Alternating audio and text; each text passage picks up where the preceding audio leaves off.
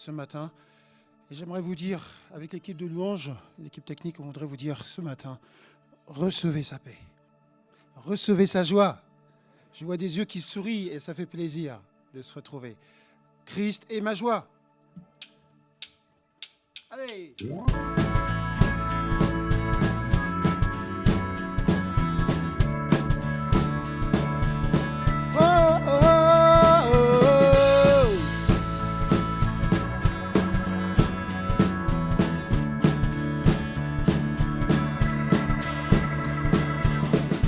Tu es la lumière qui brille dans le noir. Oh, oh, oh. Tu es mon soutien, tu me redonnes l'espoir. Oh, oh, oh. Non, je n'aurai pas honte de proclamer de tout mon être. Je veux le déclarer. Christ est ma joie. Christ est ma joie. Je n'aurai pas peur de chanter, pas peur de crier. Oh, oh, oh, oh.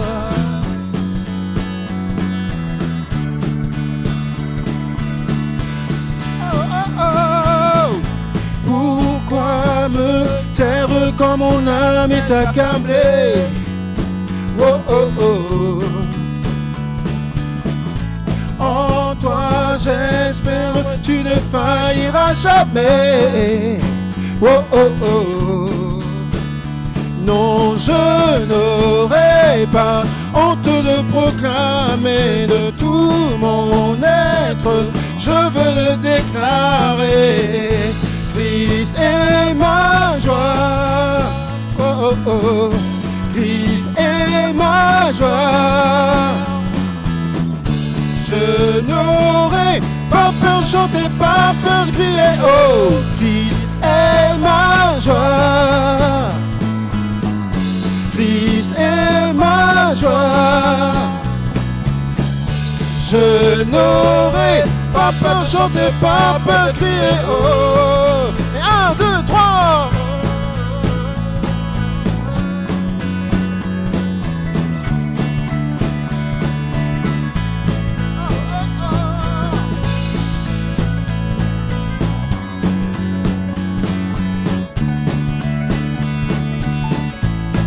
Attention, on y va. Pourquoi me taire? Pourquoi me taire quand mon âme est accablée? Oh, oh, oh, oh, oh. Christ est ma joie. Christ est ma joie. Christ est ma joie. Je n'aurai pas peur de chanter, pas peur de crier. Oh, Christ est ma joie. Christ est ma joie. Je n'aurai pas peur de chanter, pas peur de crier, pas peur de chanter, pas peur de crier. Oh, oh, oh. Célèbre Jésus ce matin. Alléluia. Merci pour ta joie.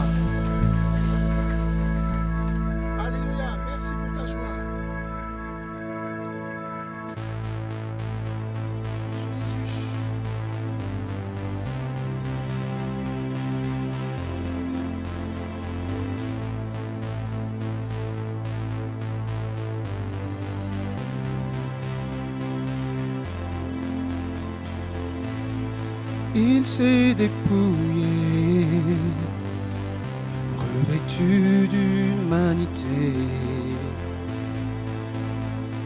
Sauveur glorieux.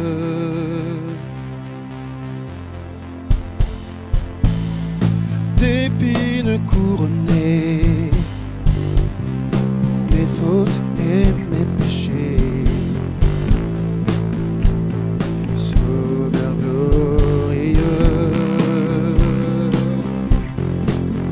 C'est pourquoi Dieu n'a élevé que tous fléchissent à ses pieds. Glorieux, glorieux.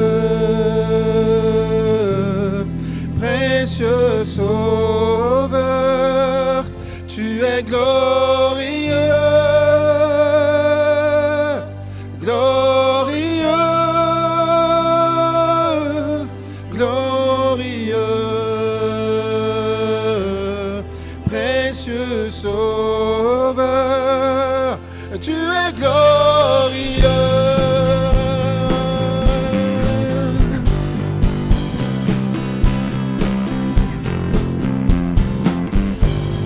Son sang a coulé, mon fardeau il l'a porté.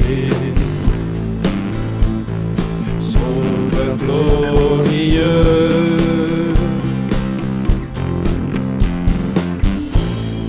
d'épines couronnées pour mes fautes et mes péchés.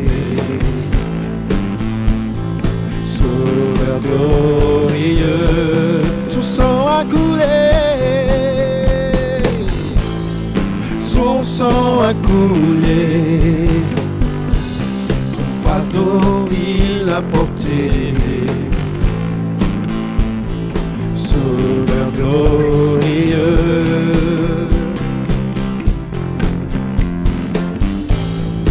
d'épines couronnées, mes fautes et mes péchés. Sauveur glorieux, c'est pourquoi Dieu l'a élevé, que tous fléchissent à ses pieds. Glorieux, glorieux, précieux Sauveur, tu es glorieux, oui glorieux, glorieux, précieux Sauveur, tu es glorieux, tu es glorieux, Seigneur, tu es glorieux, tu es glorieux, si glorieux, tu es glorieux, tu es glorieux, Seigneur, tu es glorieux, tu es glorieux, si glorieux.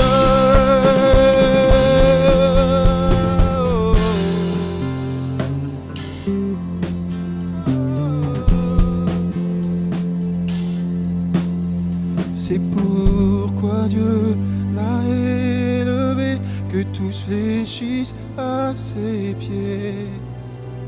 C'est pourquoi Dieu l'a élevé, que tous fléchissent à ses pieds. C'est pourquoi Dieu l'a élevé, que tous fléchissent à ses pieds. Glorieux, glorieux, précieux Sauveur, tu es glorieux, oui glorieux, glorieux, précieux Sauveur, tu es glorieux. Jésus, levons nos voix ce matin. Alléluia, Jésus. Oh, oh.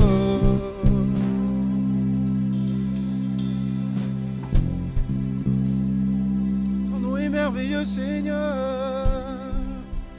Ton nom est glorieux, Seigneur. À toi la gloire, Jésus. Tu es le glorieux, celui qui règne à jamais. Jésus, alléluia. Pour te dire ce matin merci, parce que tu t'es dépouillé comme ce chant le dit. Tu t'es humilié. Tu es allé jusqu'à la mort. Tu as mené une vie d'homme comme nous. Tu sais ce que nous pouvons ressentir. La joie, la paix, mais aussi la tristesse, la crainte, l'angoisse.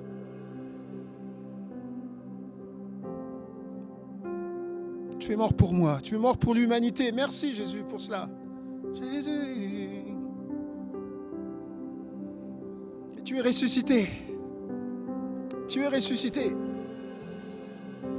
Tu es réellement ressuscité. Et ton Père t'a souverainement élevé au-dessus de tout nom.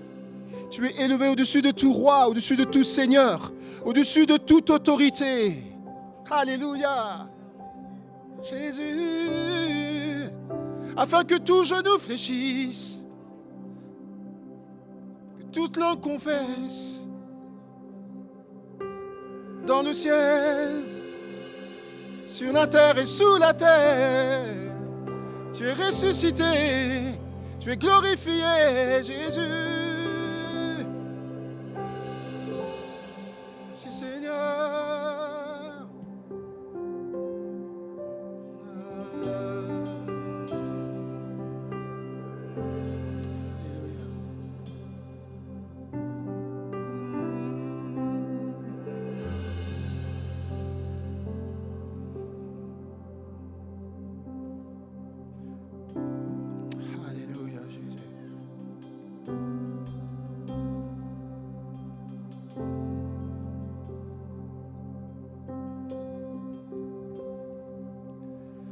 À l'agneau de Dieu qui est assis dans les cieux, soit honneur et gloire, il remporta la victoire. Que tout genou fléchisse devant le grand roi, que de nos cœurs jaillisse Alléluia. Chef de notre foi, du péché tu pris le poids, attaché au bois de la croix tu triompheras. Tu nous as délivrés de toutes nos chaînes, et notre racheté s'écrie je t'aime. Que les nations célèbrent le plus beau des noms, Emmanuel, Dieu avec nous, trésor du ciel, tu vis en nous, reçois l'hommage et la louange de nos cœurs.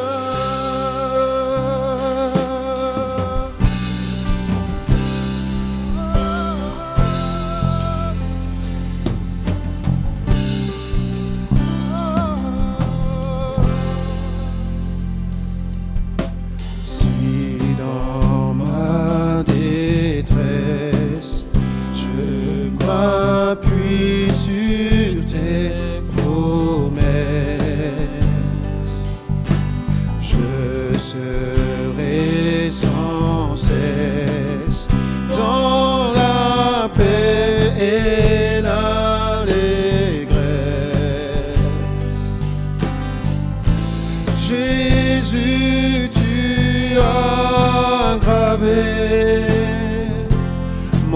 ton nom dans le ciel. Oh, que je sois trouvé toujours fidèle, que tout en moi célèbre mon Sauveur, mon roi. Emmanuel, Dieu avec nous, trésor du ciel, tu vis en nous, reçois l'honneur et la louange de nos cœurs. Emmanuel, Dieu avec nous, trésor du ciel, tu vis en nous, reçois l'hommage et la louange de nos cœurs. Oh.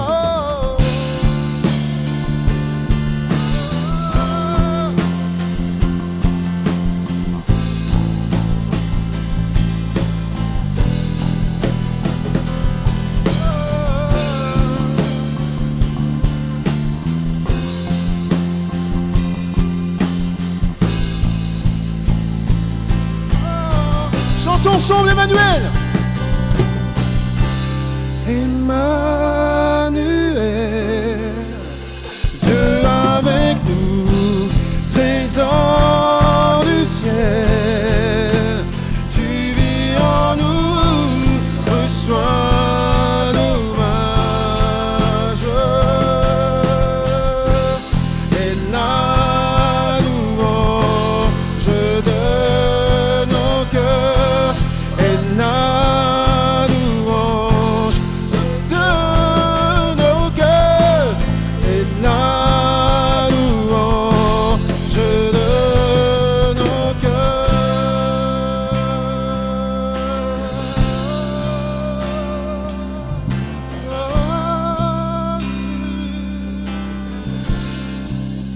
Sois la louange de nos cœurs, Seigneur, ce matin. Notre adoration, notre passion pour toi.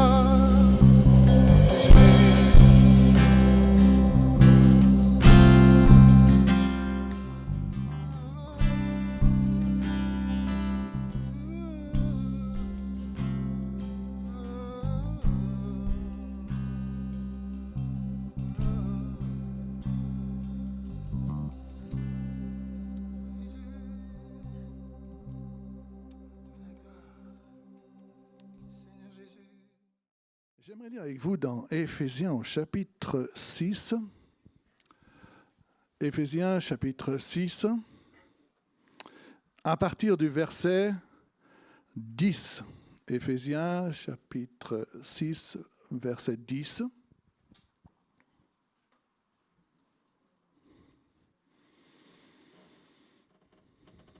Voilà, si vous êtes prêts, nous allons lire ensemble. Au reste, fortifiez-vous dans le Seigneur et par sa force toute puissante, revêtez-vous de toutes les armes de Dieu afin de pouvoir tenir ferme contre les ruses du diable. Car nous n'avons pas à lutter contre la chair et le sang, mais contre les dominations, contre les autorités, contre les princes de ce monde de ténèbres, contre les esprits méchants dans les lieux célestes. C'est pourquoi prenez toutes les armes de Dieu, afin de pouvoir résister dans le mauvais jour et tenir ferme après avoir tout surmonté. Tenez donc ferme. Ayez à vos reins la vérité pour ceinture. Revêtez la cuirasse de la justice. Mettez pour chaussure à vos pieds le zèle que donne l'évangile de paix. Prenez par-dessus tout cela le bouclier de la foi, avec lequel vous pourrez éteindre tous les traits enflammés du malin. Prenez aussi le casque du salut et l'épée de l'Esprit qui est la parole de Dieu. Amen. Voilà, nous allons prier avant de partager ce texte et plusieurs pensées. On se recueille. Je te remercie, Père, pour ces moments que nous passons devant toi. Merci pour ta parole. Seigneur, conduis-nous, conduis mon cœur, conduis nos cœurs à saisir ta volonté, à comprendre ce que tu veux de chacune de nos vies. Je te remercie pour ton onction, je te remercie pour le Saint-Esprit au milieu de nous, de nous accorder ta grâce, que cette parole touche nos cœurs. Nous voulons faire taire les bruits du dehors et nous laisser interpeller par ton conseil. Gloire à ton nom, dans le nom de Jésus de Nazareth, Père. Amen. Voilà, nous sommes entrés dans une période de déconfinement. Et je ne sais pas ce que vous avez retiré de toute cette période. C'est plusieurs mois que nous avons vécu dans nos maisons. Je ne sais pas ce que vous en avez reçu comme enseignement aussi par rapport à ce que vous avez pu connaître. Il est vrai qu'au travers des réseaux, on a entendu beaucoup de choses. Dans le monde chrétien, on a aussi entendu beaucoup de choses. Mais il y a une chose que j'ai retenue, j'aimerais vous la partager. Il est vrai que ça n'a pas été facile, je ne sais pas pour vous, mais ça n'a pas forcément été simple de rester confiné, enfermé. Mais j'ai fait quelques constats, j'aimerais les partager avec vous. Il nous a fallu suivre, dans ce temps de confinement, suivre des règles pour se protéger.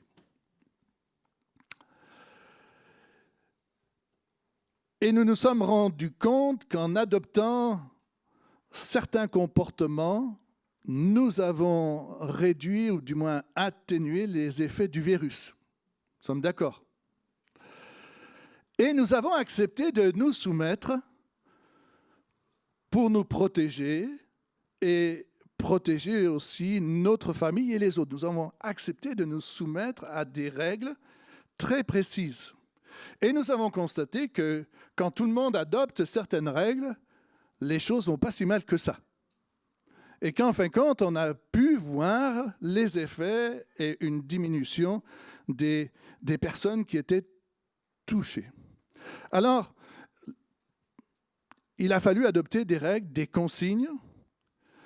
Et pour que ces règles soient adaptées, il a aussi fallu un peu l'aide de l'État qui nous a obligés à suivre ces règles, et c'était nécessaire, et nous nous y sommes soumis. Pour certains, ça leur a coûté cher, cette acceptation de la situation. Imaginez, il y a des restaurateurs ou d'autres personnes qui ont investi beaucoup d'argent et on leur a dit du jour au lendemain, alors qu'ils n'avaient pas pu ouvrir ou faire ce qu'ils devaient faire, eh bien, on ferme. Qui ont engagé beaucoup d'argent et d'un seul coup, on leur dit il faut fermer pour protéger parce que là, on est dans une situation compliquée et je pense que beaucoup se sont retrouvés dans des moments très critiques et le sont encore aujourd'hui, ils le seront encore plus tard, par rapport à leur avenir. Ça leur a coûté cher ce temps de confinement. Il y a aussi un nouveau vocabulaire qui est intervenu.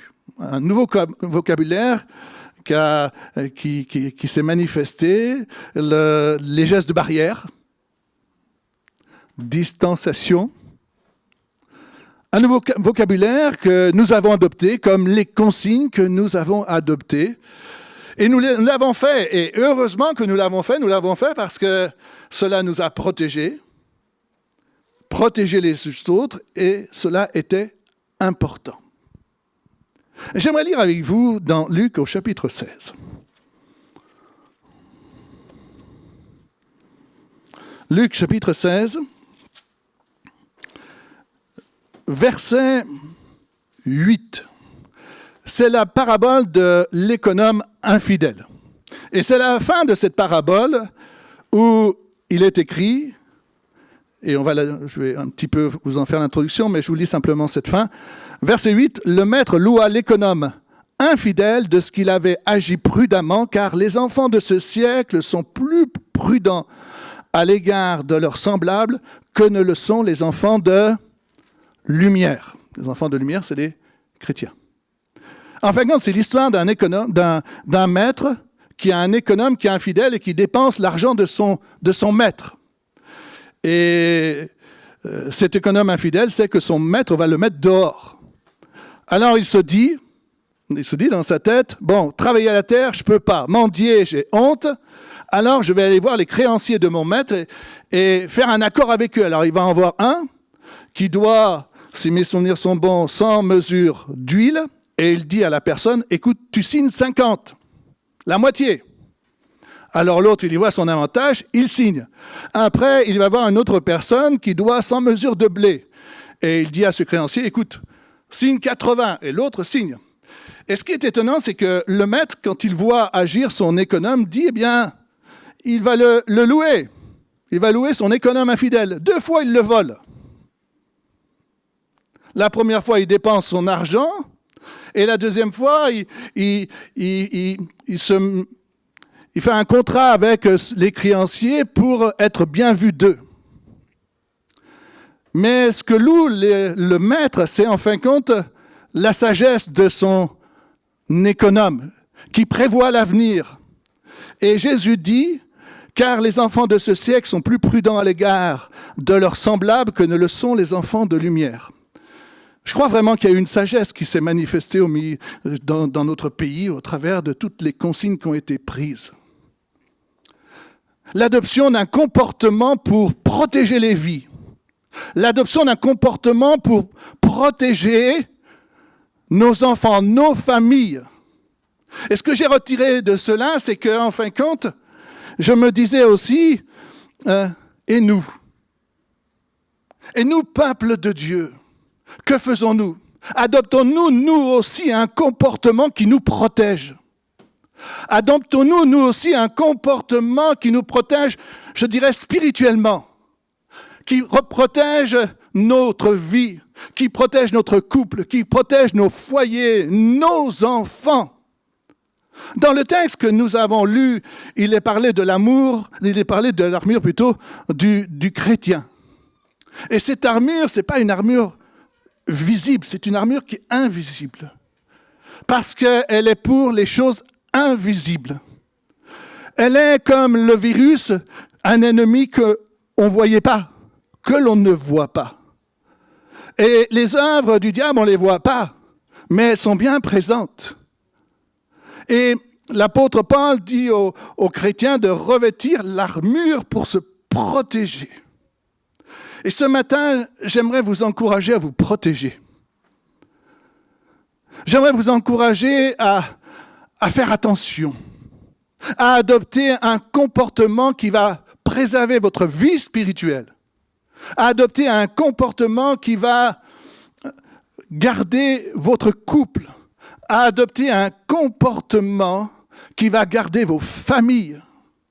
Je ne sais pas, au-delà de ce qui a pu se passer, il y a plein de choses qui sont en train de se passer par rapport à ce que nous avons vécu, mais on pouvait être enfermé dans sa maison, protégé par rapport au virus, mais il y avait d'autres réalités qui étaient présentes aussi dans ce confinement, dans nos maisons. Alors pour certains, ils s'en sont bien sortis, mais d'autres, il y a eu des tensions, il y a des moments compliqués. Il y a beaucoup de divorces dans le monde, croyants comme non-croyants. Parce qu'on a besoin aussi de protéger nos vies. On a besoin, et nous avons besoin de nous protéger. Ce matin, j'aimerais partager cette pensée. On a besoin de gestes barrières, de distance sur certaines réalités, de se soumettre à certains comportements que Dieu nous encourage à vivre pour notre bien. Et comme nous avons pu le voir au niveau de ce moment que nous avons vécu, comme quoi ça a pu protéger des vies. Un type de comportement protégera aussi notre vie, préservera notre engagement chrétien, préservera notre communion avec Dieu. J'aimerais commencer avec un texte, c'est dans 1 Corinthiens au chapitre 9. 1 Corinthiens chapitre 9. Verset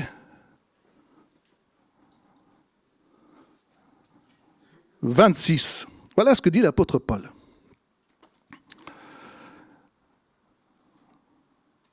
Moi donc, je cours non pas comme à l'aventure, je frappe non pas comme battant l'air, mais je traite durement mon corps et je le tiens assujetti de peur d'être moi-même rejeté après avoir prêché aux autres. Paul savait qu'il devait se protéger. Il devait assujettir sa vie, c'est-à-dire prendre des positions pour être gardé. Il devait faire attention à lui-même. Moi, je fais attention à moi. Je ne sais pas vous, mais des moments, si je ne fais pas attention à mes pensées, pas attention aux actes que je peux faire, non, je dis, Seigneur, garde-moi, je me préserve, j'essaie de me préserver.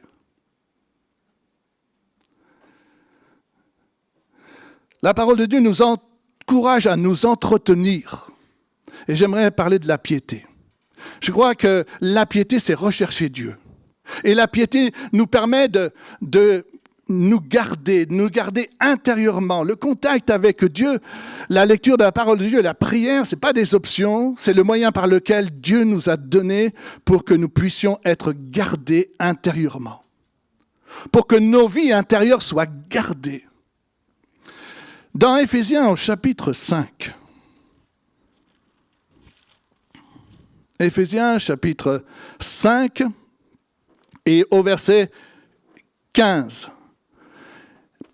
il est écrit « Prenez donc garde de vous conduire avec circonspection, non comme des insensés, mais comme des sages. » On retrouve l'idée de sagesse, de comportement. Rachetez le temps, car les jours sont mauvais. C'est pourquoi ne soyez pas inconsidérés, mais comprenez quelle est la volonté de Dieu. Ne vous enivrez pas de pain, c'est de la débauche. Soyez au contraire remplis de l'esprit. Entretenez-vous par des psaumes, par des hymnes et par des cantiques spirituels, chantant et célébrant de tout votre cœur les louanges du Seigneur. Amen. On a vraiment besoin d'être protégé. On a vraiment besoin de se protéger. De prendre des positions, de prendre des gestes barrières. Mais là, je parle des choses spirituelles pour être gardé. Si vous avez pu faire les choses, on va dire terrestres, si vous avez pu faire des gestes physiques, vous pouvez faire aussi faire des gestes spirituels. Prendre des positions de cœur qui vous protégeront et qui vous garderont. Il y a un texte qui peut paraître au début un peu énigmatique, c'est Marc au chapitre 9. Et j'aimerais le partager avec vous. Marc chapitre 9, verset 43. Marc chapitre 9, verset 43, voilà ce qui est écrit. Beaucoup le connaissent ce texte. « Si ta main est pour toi une occasion de chute, coupe-la. Mieux vaut pour toi entrer manchot dans la vie que d'avoir les deux mains et d'aller dans la géhenne. » C'est Jésus qui parle. « Dans le feu qui ne s'éteint point, où le ver ne meurt point et où le feu ne s'éteint point. Si ton pied est pour toi une occasion de chute, coupe-le. Mieux vaut pour toi entrer boiteux dans la vie que d'avoir les deux pieds et d'être jeté dans la géhenne, dans le feu qui ne s'éteint point, où leur ver ne meurt point et où le feu ne s'éteint point. Et si ton œil est pour toi une occasion de chute, arrache-le. » Ça peut choquer, hein? Mais il faut peut-être le remettre aussi dans ce que Jésus veut vraiment dire. Si tu coupes ta main, ce n'est pas ça qui va changer tes pensées. D'accord? Si tu t'arraches ton œil, ce n'est pas ça qui va changer, qui va te changer intérieurement, qui va t'empêcher de faire les choses que tu fais actuellement. Mais en fin de compte, il est parlé des mains, des pieds et des yeux. En fin de compte, Jésus me dit, les choses que tu prends et qui sont pour toi une occasion de chute, bien mets-les de côté. Il y a des gens qui sont avides de certaines choses, qui veulent. Eh bien, Jésus me dit, mets-les de côté, prends de la distance avec ces choses. Le pied, ça nous parle des endroits où on peut marcher. Il y a des lieux où on peut aller qui ne vont pas nous protéger. Il y a des lieux qui peuvent toucher notre cœur. Il y a des lieux qui ne sont pas bons pour nous. Alors Jésus me dit, mais prends de la distance. Ne reste pas dans ce lieu-là, ne va pas dans celui-là parce que ce n'est pas bon pour toi. Apprendre à se protéger. L'œil, c'est pareil, il y a des choses qui ne sont pas bonnes à voir pour nous. Et Jésus me dit, eh bien, si tu continues à les regarder, tu ne protèges pas ta vie. Si tu continues à regarder, tu ne protèges pas ce que j'ai mis en toi. Et en fin de compte, simplement, le Seigneur nous encourage à prendre des positions, à prendre de la distance pour nous protéger. Il y a des choses qu'on peut faire. Amen. La piété, c'est rechercher Dieu. La piété, c'est se laisser toucher par Dieu. Dans Proverbe, il est écrit, au sujet des commandements de Dieu, « Écris-les sur la table de ton cœur. » Quand les choses sont écrites dans la table de notre cœur, à l'intérieur de nos vies, cela nous protège. Quand je suis tenté, quand j'ai des moments de tension dans ma vie, parce que les choses de Dieu sont inscrites dans mon cœur, elles m'aident à me protéger. Elles m'aident à m'éloigner. Elles m'aident à faire comme des gestes barrières spirituelles. Elles m'aident à prendre de la distance par rapport à certaines situations. Nous avons besoin de nous garder, de nous protéger. Nous avons besoin de protéger notre famille. Nous avons besoin de protéger notre couple. Nous avons besoin de nous protéger spirituellement pour avancer avec Dieu. Amen. Dans l'armure que nous avons vue tout en début de lecture, il parlait du casque du salut, ça me fait penser aux pensées. Nous avons besoin d'entretenir des pensées de qualité. Des pensées de qualité vont nous protéger. Des pensées de qualité vont nous aider à avancer. Des pensées de qualité permettront de savoir refuser certaines choses pour garder, conserver la vie que Dieu nous a donnée. Philippiens chapitre 4, verset 4. On peut le lire ensemble. Philippiens 4, 4. Éphésiens, Philippiens. Voilà ce qui est écrit. C'est verset 8. Au reste, Philippiens 4, 8, au reste, frères, que tout ce qui est vrai, tout ce qui est honorable, tout ce qui est juste, tout ce qui est pur, tout ce qui est aimable, tout ce qui mérite l'approbation, ce qui est vertueux et digne de louange, soit l'objet de vos pensées. Nous pouvons refuser des pensées qui vont détruire nos cœurs. Nous pouvons demander à Dieu de nous aider pour protéger nos vies. Il y a là une qualité de vie intérieure qui est formidable. Tout ce qui est vrai, honorable, juste, aimable. Amen. Digne de louange, vertueux. La Bible me dit, garde ton cœur plus que toute autre chose, car de lui viennent les sources de la vie. Ce qui a souvent détruit la vie des hommes de Dieu et des femmes de Dieu dans la parole de Dieu, dans l'Écriture, mais aussi aujourd'hui, ce sont les pensées. Ce sont nos pensées qui nous conduisent à faire des choses qui nous éloignent de Dieu. Mais quand la qualité de la pensée est là, quand on a une qualité intérieure de pensée, alors on sait faire des gestes barrières, on sait prendre des distances pour avancer avec Dieu. Seigneur, donne-moi une qualité de pensée qui me permette de vivre ma foi avec toi. Seigneur, aide-moi à développer cette qualité de pensée, à refuser ce qui peut détruire mon cœur. Et je crois que Dieu le fait. Et je crois que Dieu peut le faire pour nos vies.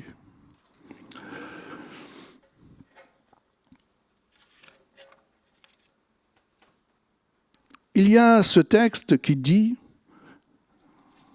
Proverbe 15:1, une réponse douce calme la fureur. Il y a des paroles qui sont comme des gestes barrières. Ça calme les choses.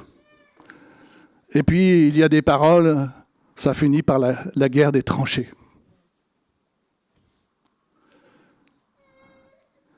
On a le choix des armes, frères et sœurs. Mais il y a des paroles qui vont détruire nos relations avec les autres, dans notre couple, dans notre famille, avec nos enfants. Et puis, il y a des paroles qui vont protéger, qui vont arrêter les choses. Et qui vont permettre que le virus s'arrête. Est-ce que vous connaissez le Yaka? Le virus Yaka. Qui le connaît? Un jour, un pasteur, devant son assemblée, a dit « Il y a un virus dans l'Église, c'est le yaka. Il n'y a qu'à faire cela. Il n'y a qu'à faire comme ça. Il n'y a qu'à corriger cet enfant. » C'était pour un enfant bien précis. Yaka, yaka, yaka. Et puis ce yaka faisait beaucoup de mal en même temps aux parents. Et puis le pasteur a dit « J'ai le remède, j'ai le moyen de guérir ce virus. » Il y a qu'à se taire. Et là, je croyais que vous allez dire tous amen. Eh oui, et je peux vous dire que le virus s'est arrêté. La qualité de nos paroles, c'est important. Pour vous qui êtes mariés, vous savez que quand la dispute se prend du volume, on ne règle rien. La Bible dit que faute de bois, le feu s'éteint, et quand il n'y a point de rapporteur, la querelle s'apaise plutôt. Nos paroles peuvent être des moments pour arrêter, comme des gestes barrières, pour mettre le calme, pour apporter la solution, pour protéger nos cœurs et nos pensées. Amen. Mais aussi, quand on regarde la parole de Dieu, il y a une autre réalité. Dans le psaume 1, on va le lire ensemble, psaume 1.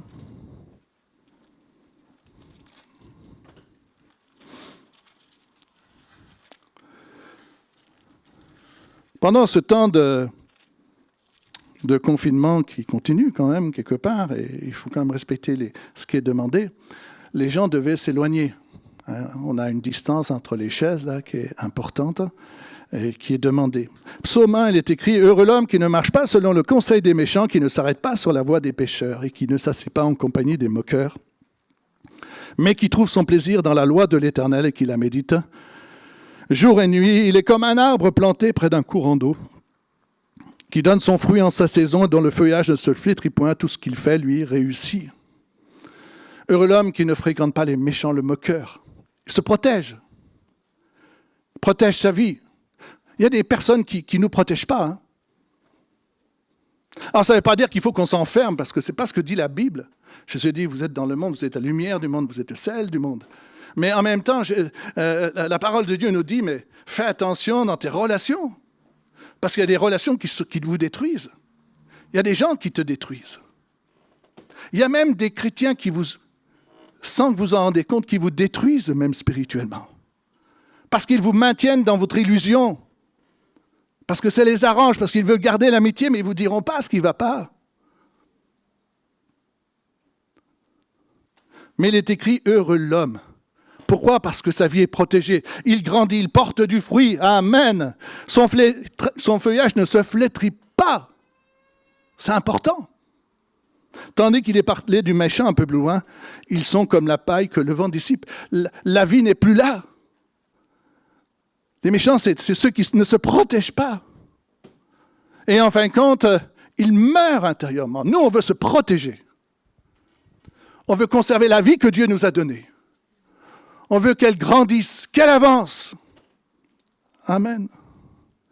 Paul donnera cet encouragement à Timothée de rechercher, avec ceux qui invoquent Dieu d'un cœur pur, de rechercher la présence de Dieu. Il y a Lot. L'histoire de Lot nous montre que cet homme n'a pas su protéger, prendre de la distance.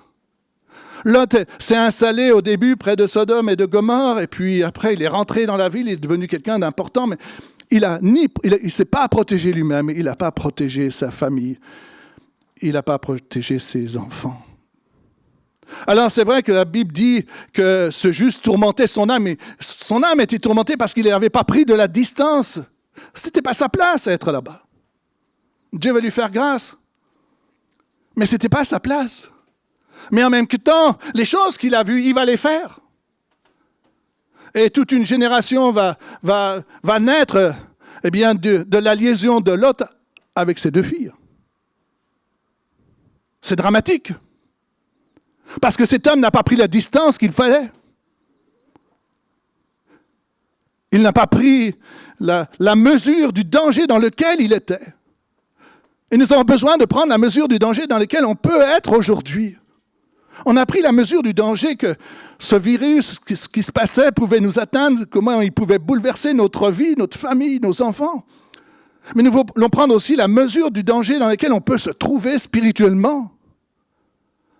Et dire, Seigneur, il faut qu'on se protège, je veux me protéger. On ne sait pas ce que vont être les semaines qui arrivent, les mois qui arrivent, on ne sait pas comment vont être les choses. On va peut-être entendre beaucoup d'informations, on va peut-être voir des choses qu'on ne pensait pas voir, mais on a besoin de se protéger, de garder notre cœur,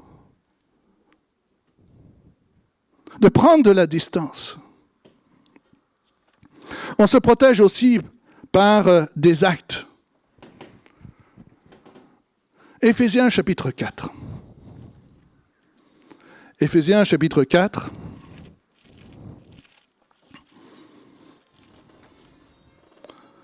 Verset 26.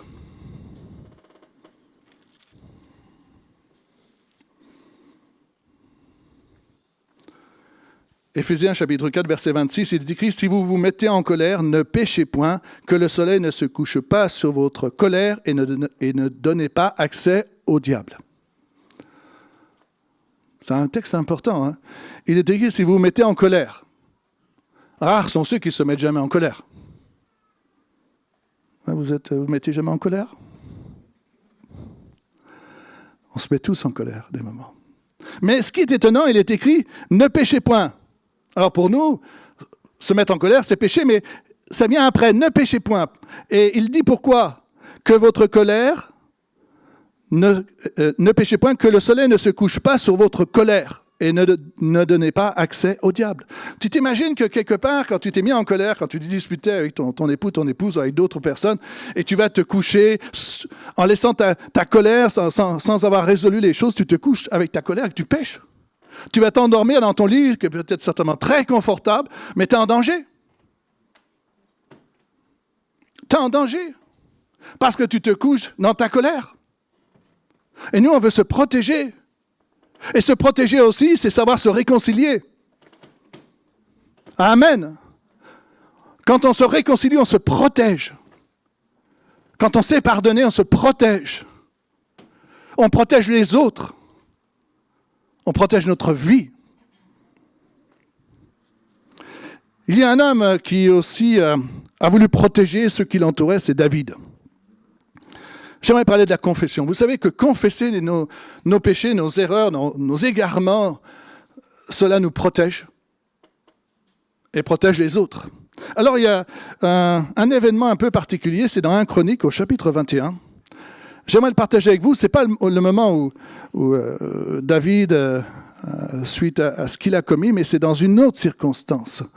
Et dans cette autre circonstance, c'est l'histoire de la peste qui est en train de ravager tout le peuple d'Israël suite à une décision de David.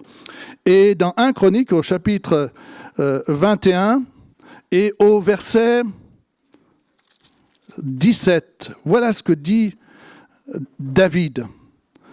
« N'est-ce pas moi qui ai ordonné le dénombrement du peuple? C'est moi qui ai péché et qui ai fait le mal, mais ces brebis, c'est-à-dire les personnes qui sont du peuple, qu'ont-elles fait? Éternel mon Dieu, que ta main soit donc sur moi et sur la maison de mon père, et qu'elle ne fasse point une plaie parmi ton peuple. » Alors, si vous lisez le texte, vous allez voir que David va acheter un champ qui appartient à une personne qui s'appelle Ornan, et là, il va faire un sacrifice à Dieu pour arrêter la peste. Mais il y avait surtout cette réalité. David avait conscience que ce qu'il avait fait allait toucher les autres, et il voulait protéger le restant de son peuple. Alors, il va prendre la décision d'offrir un sacrifice, de reconnaître sa faute. Je crois qu'il y a des confessions qui changent la physionomie de nos familles. Amen. Il y a des actes qui protègent nos familles. Il y a des actes qui permettent à notre famille d'être préservée de plaies qui peuvent toucher notre maison. David a pris conscience de cela. Et il a compris qu'en agissant comme ça, il allait protéger les siens. J'aimerais terminer par quelque chose des fois qu'on n'aime pas toujours entendre. L'obéissance. Vous savez que l'obéissance nous protège. L'obéissance à Dieu nous protège. Nous avons obéi pendant plusieurs mois. Alors, comment se fait-il qu'on arrive facilement à se soumettre à certaines règles qui sont nécessaires et comment des moments c'est difficile de se soumettre aux choses de Dieu? Non? C'est pas vrai? Et pourtant, c'est ce que Dieu nous demande. J'aimerais lire avec vous dans 1 Jean chapitre 1er, verset 7.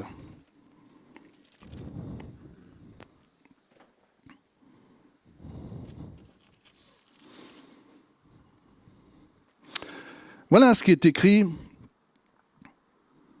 Si nous marchons dans la lumière comme il est lui-même dans la lumière, nous sommes mutuellement en communion et le sang de Jésus, son Fils, nous purifie de tout péché. Notre protection, c'est le sang de Jésus. La vie que Dieu nous a donnée en Christ, notre protection, c'est son sacrifice à la croix. Et pour être en communion avec Dieu, c'est au travers de l'obéissance à ce qu'il nous dit. Quand je suis en communion avec lui, quand je marche dans l'obéissance plutôt, je suis en communion avec lui et le sang de Jésus me lave et me purifie de tout péché. Frères et sœurs, apprenons à adopter un comportement pour protéger nos vies. Apprenons à adopter un comportement qui va protéger notre famille. Adoptons un comportement qui va protéger notre couple. Adoptons des comportements qui préservent la vie que Dieu nous a donnée. Dieu nous aidera. Dieu va nous soutenir. Mais retenez de ce confinement qu'il y a eu des consignes et qui ont été profitables. Et si humainement, dans la sagesse humaine, ces choses ont été profitables pour d'autres domaines, imaginez tout ce qui est possible de faire. On a diminué l'ampleur de ce virus quand tout le monde s'y est mis. Imaginez quand tout un peuple se met à faire les choses de Dieu. Ce qui peut se passer. Ça peut être formidable. Mais ça dépend de nous. Et là, personne n'est là pour vous y contraindre. C'est seulement votre cœur qui peut vous pousser à vous soumettre à ce que Dieu vous demande. Personne ne vous obligera. Mais il faut savoir ce qu'on veut. Protège ta vie. Protège ton cœur. Protège tes pas, tes pensées, pour conserver ce que Dieu t'a donné. Amen. On prie ensemble. Je te remercie, Seigneur, pour ta fidélité. Je te remercie de ta parole, Seigneur, aide-nous à protéger nos vies. À faire que nous puissions demeurer fidèles en toi. Que nos cœurs restent attachés à toi. Je te remercie de confirmer ta parole. Tu connais les besoins des uns et des autres ce matin. Et Seigneur, te remercions de faire que nous puissions réaliser combien certaines positions sont importantes, combien des comportements sont nécessaires pour préserver nos vies, pour nous préserver par rapport à l'avenir. Je te remercie, Père, dans le nom de Jésus de Nazareth. Amen. Gloire à Dieu.